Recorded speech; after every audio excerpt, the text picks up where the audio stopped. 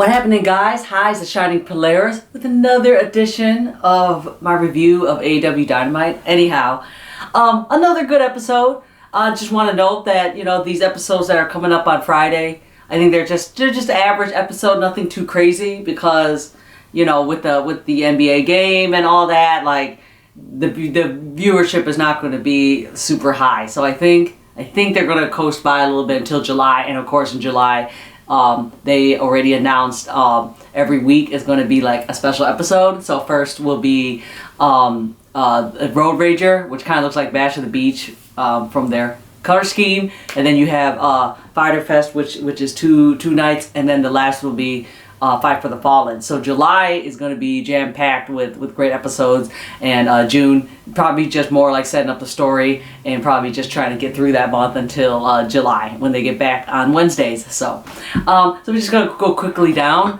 the card. So the first match we had, this was Christian versus Angelico. Matt Hardy started off the show with a promo, and he hired TH2 to beat up on Christian Cage. I am a big fan of TH2, and it's good to see him once in a while on Dynamite because they're very talented wrestlers, especially Angelico, who has a very unique style. So this was a really cool match to see. But of course, Christian Cage, at the end, he hits his kill switch onto Angelico to win. And then immediately after that, you had Jack Evans jumped in to beat down on Christian, and then Matt Hardy beats Christian up too, and he does his Twist of Fate onto Christian. So I feel like eventually, that'll probably be for Fyter Fest, it will be Christian Cage versus Matt Hardy. I'm fine with this match. I know a lot of people were like, we don't want to see two, ex-WWE guys or veterans going at it. They have not really done a match like this, so just have one for the fans. So I think they're setting it up for that. So let's see. The next one was like Cody Rhodes' little interview segment thing. So he announced, he's just talking about his match versus QT Marshall and Anthony Ogogo. But Cody made the announcement that like next week is going to be the debut of Arn Anderson's son Brock, and I made a very funny comment online saying that Brock looked exactly like his dad, like very uncanny. It's almost like just simply a younger version of Arn. So, but obviously he has the look. He's probably a very skilled wrestler, so very cool to see him debut next week. That will be a tag team match. It'll be Cody and Brock versus QT Marshall and Anthony Ogogo. The shenanigans. You got QT Marshall coming out talking shib to Cody, that kind of deal. So whatever. It was funny because like I said, not a big fan of QT Marshall. So when he talks, I'm kind of like, I don't really care what he says. But he said something about the IWC, and I was like, what the hell are you talking about? So I just thought that was funny. So, yeah, so we're going to have that match next week, I believe. And then the match after that is, like, the only match I really wanted to see. That's a tag team match, or trios match. This was Young Bucks with Brandon Cutler versus Death Triangles, Pac, and Penta L0M with Eddie Kingston. So, of course, like, this match, you already know is going to be, like, super silly because you have the Young Bucks that are just super obnoxious, which is great, and then Brandon Cutler coming out, not really in gear. He just had his usual, like, tracksuit look, and then against the super serious team of, the Death Triangle and Eddie Kingston. So I really enjoyed this match. It was very, very stupid. You had, and they're building something up here because, like, before they had, like, a short segment with Eddie Kingston and the Death Triangle, and Penta and Eddie Kingston are, like, friends, but Pac doesn't want to have anything to do with Kingston. So I wonder if, like, is Pac going to finally go single, which he should, because I think I think he should just be a single wrestler. But maybe he's going to split, and Lucha Brothers will be on their way. Pac will be on his way. So I don't know. Just speculating there. But anyhow, so you have the match. You got Cutler's thrown into the ring. Young Bucks don't want to have anything to do with him, and then. But on the other side, it's kind of the same because you have Pac and Penta, tag teaming, but Pac doesn't want to tag Eddie Kingston in So anyway, as you know, there was tons of stupid shenanigans in here. A great funny part. I don't know if it was on purpose or an accident, but you had Nick Jackson like jaw-jacking at Pac, and then he runs into the ring and totally like trips over the rope and fell. I don't know if that's on purpose. That was a hilarious spot for me. And then you had Cutler, obviously trying to cheat a few times, but he's just such a doofus. He fails at that. Yeah, so I mean, just a lot of like just very silly. This was just a silly match overall. But as you can already guess who won this match, because when you have Cutler in there, he is the lead jobber. So right at the end, you had Matt Jackson. He tags in Cutler, and Cutler immediately gets hit with Eddie Kingston's spinning back fist finisher. Pac was a legal man. He goes and he pins Cutler for the win. And then you have the Young Bucks immediately try to beat down on the guys. But of course, it's evenly matched. So who else comes in? The Good Brothers come in to also beat down on Death Triangle. And when the Good Brothers show up, who also shows up not far behind them? Kazarian, the Elite Hunter. So he goes in and he beats on Doc Gallows specifically, and that drives the lead away. And then you have Eddie Kingston looking at Kaz, and then they're just like, oh, now we're a team now or something. I don't know. So, but that's interesting. So next week we're gonna have a match about that. But I was hoping that Kaz would just eventually show up onto Impact, because he seems to really hate the Good Brothers a lot, even though it was the Young Bucks that caused SCU to split up. So will Kaz show up on Impact? I don't know, but we are having the tag team match next week. One of the Young Bucks, I can't remember, and Good Brothers versus Eddie Kingston, Penta, and Kaz. So we're going to have that trios match. Alright, so the next one is the Pinnacle little segment thing. So they hadn't appeared on TV since Double or Nothing. So you have the whole Pinnacle there. Each one of them is cutting a promo. You have Jake Hager, calling out, not Jake Hager, Wardlow, calling out Jake Hager because Hager set up that MMA match or whatever. I think is going to happen next week. So I'm kind of curious how that's going to go. So we'll see about that. Of course, you got MJF talking smack. And then all of a sudden on the TV, you see Jericho interrupts him, and Jericho is outside. And you see him have the bat there. And then so Jericho and the rest of the Inner Circle are on top of the Pinnacle's limo. They just started wrecking the limo. And then the funniest part, oh my god, this episode had so many silly parts. Hager comes in with a sit-down forklift and rams it into the limo forks first, and he tries to lift it up. I don't know if he was just lifting it up or he's trying to flip it over.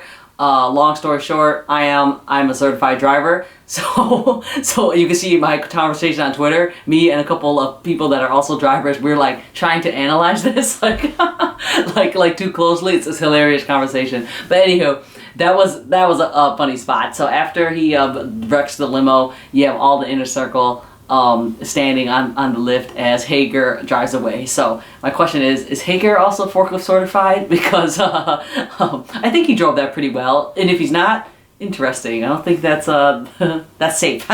So all right, and then the next, what is it? We have a short segment between Sting and Darby, and last week Ethan Page set up a match. They want a tag match. It'll be Ethan Page and Scorpio Sky versus Darby and someone else, because they're saying that you're just under Sting's shadow, get somebody else and see if you can hold your own, that kind of deal. So it was funny because Sting is like, no, I want to help you or whatever, and then Darby's like, no, Dad, I don't want you to be in this match. It was just that kind of vibe. It was hilarious. So so I guess Sting is not Sting, Darby Allin. Either he is really going to face Page and Sky on his own, or he is going to have a surprise tag team partner, which I am very curious about. And obviously people are like, oh, it could be Aleister Black. I'm like, you realize those WWE guys cannot wrestle until August, right? So it's not that, but I'm kind of hoping that there will be a surprise and it's not just Darby by himself, because I would like to see who he would bring in. And it don't have to be anyone new, it can just be somebody they already got, but just to like form that like new story or whatever. And then let's see, what do we have? And then the next match, which I thought was the main event, but it's not. It was Miro versus Evil Uno for the TNT Championship, and yeah, I mean it was a good, because obviously like everyone loves the Dark Order. I really like Miro, so this was a good match overall. We're just gonna keep it short. Yeah, Miro defeated Evil Uno. And you have the Dark Order in the background watching, including -1. They're all cheering Evil Uno on. It's just a great squad pick, but you know Miro was not going to lose. So he hit his game over finish onto Evil Uno, and Evil Uno tapped out. So Miro retains. Next was a very short music video style package for Andrade. Andrade, even though he debuted, he did not show up on this episode, but I believe he's going to show up next week, just for an interview, no matches or anything. So very excited for Andrade to be part of AEW, and it's very cool because Charlotte Flair tweeted out a couple minutes ago, which I retweeted, saying like she used a hashtag, I think either All Elite or AEW on TNT, one of those hashtags. So that's really cool that Flair did that. She seems so happy for her husband, and maybe Flair should be All Elite too. Yeah, so that was cool. Let's see. The next is you had Kenny Omega and Don Callis' little in-ring segment. You know, they're calling out Jungle Boy because they're going to have their big match on the special Saturday episode of Dynamite. And yeah, obviously they're just two being obnoxious. I love Kenny Omega and Don Callis, so that's fine. But yeah, when Jungle Boy finally came out, because Kenny Omega is obviously trying to get under his skin, you can hear in the crowd. I'm telling you, I think Jungle Boy had the biggest pop right now in AEW. He just comes out and he comes out alone. That's interesting. So I wonder if he's gonna start and he has to eventually be singles wrestler, because he's not gonna get better if he's with the two other guys. And I know we all love Jurassic Express, but Jungle Boy is just, he's gonna be a huge star. He needs to be on his own. But anyhow, so Jungle Boy comes out, and you know, Kenny Omega said it. He was like, "You're not a guy that knows that talks a lot, or he don't do promos. So what do you have to say to me?" That kind of deal. It's true. Jungle Boy almost never talked. So Jungle Boy only said like a few words. He just said to Kenny, "You talk too much," and that's it. And they started fighting each other. And as they were scuffling in the ring, of course, Kenny's boys, the Young Bucks, came in to try to scare off Jungle Boy. The segment ended with Kenny Omega clutching his AEW title, like, "You can't take this away from me." The Elite, they're so great. Anyway, so yeah, so you got that. Very excited for that match. You know it's going to be really good. And then little segment with Jade Cargil and Mark Sterling. I personally really like this team. Other segments are very short, so it's not really adding too much, just basically hyping Jade up, but can't wait to see both of them do more in the show. And then Scorpio Sky, Ethan Page said, basically responding back to Darby Allin's thingy. We're not going to go through there. Then I did not know we had a squash match. I didn't pay attention or whatever, but it was Lance Archer versus some guy. And so Lance Archer won in like 2 minutes. And there you go with that. So, and I've already said my opinion with Lance Archer. I like Archer a lot. And but like I said, I don't think he's going to ever win a title. He's just there to make the other person look good, and that's fine, because he's always in big matches, and he's probably getting paid well, so that's good for him. And then what do we have? Oh, then another dumb segment. I know, I'm like really biased for my boy Orange Cassidy, but Orange was just in like a great match that's rated 4.75 stars from Dave Meltzer, and now he is in a random feud, I guess, with the Wingman, which are, and I like them too, okay, but they need to stay on Elevation or Dark. But so I guess he's gonna just go through all of them and beat them all. So I guess that's That's worth it. I guess, you know, give him a few more wins to go back up the rankings. But still, those are like, they're like dark level people, you know, C and D list. And I like them too, but we're going to bury Orange Cassidy again. I mean, God, anyway.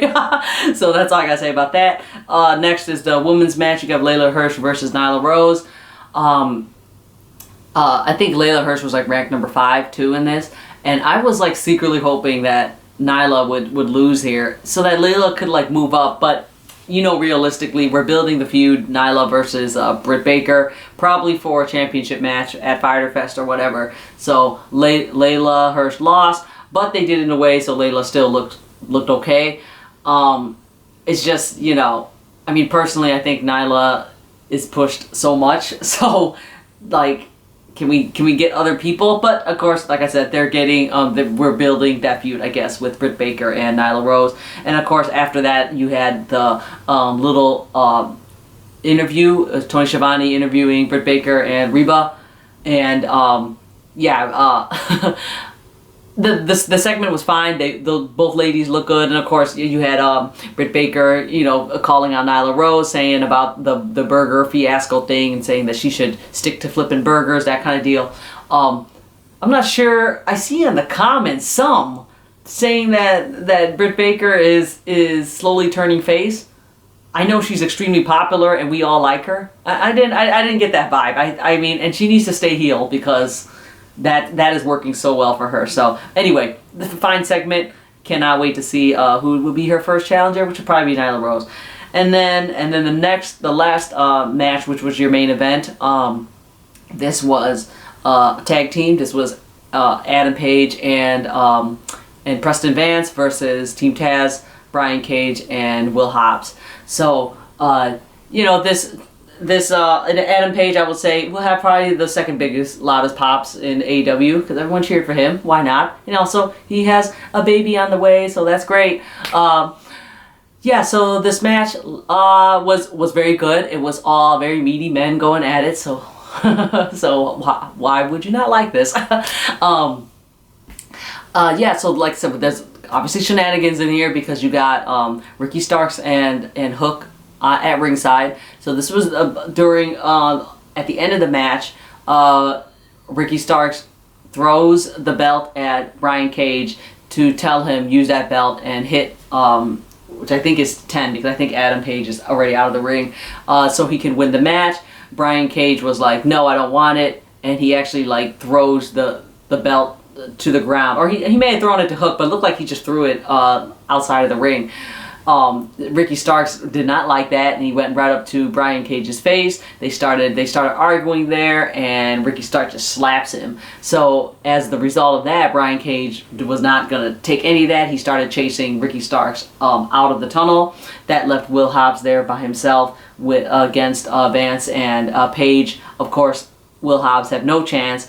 Adam Page hit his buckshot lariat onto Will Hobbs, and then Preston Vance pinned Hobbs for the win. So yeah, so we're gonna see what's gonna happen there. Brian Cage is very, very soon probably gonna leave Team Taz and turn face, which is interesting because Brian Cage just has the look of being a heel. So it's gonna be interesting to see him when he finally turns against his team. So the episode ended with a happy note. You had all of Dark Order coming out, and they all like crack open a beer to celebrate with Paige. And of course, you had Colt Cabana and -1 there with bottles of water, very cute. But yeah, so the episode ended with all of Dark Order celebrating with Paige. So there you go. There is the episode recap. Like I said, fine episode. You know, it's just your average episode, and I think it's gonna keep being like that as long as the episodes are on Friday. But yeah, so I'm probably not gonna write an article about this. I'm trying to get back into writing. I took a little break, but I will be definitely writing an article about tomorrow Impact's Against All Odds. So hopefully you guys will like to read that when I am done, and I'll probably do a video of that too. So all right, guys. Thank you so much for watching. Like I said, tomorrow is Against All Odds. Very sure I'm making a video about that, so tune in. And follow me on Twitter. I'm very active on there at Shining Polaris, and I am still uploading my many. I have like hundreds of clips, maybe not 100, maybe like 50 of live clips from the various shows, Double or Nothing and Warrior Wrestling, that I will upload onto TikTok. So follow me on TikTok at Shining Polaris at AEW. Thank you so much, guys, for watching, and I will see you very soon. So bye.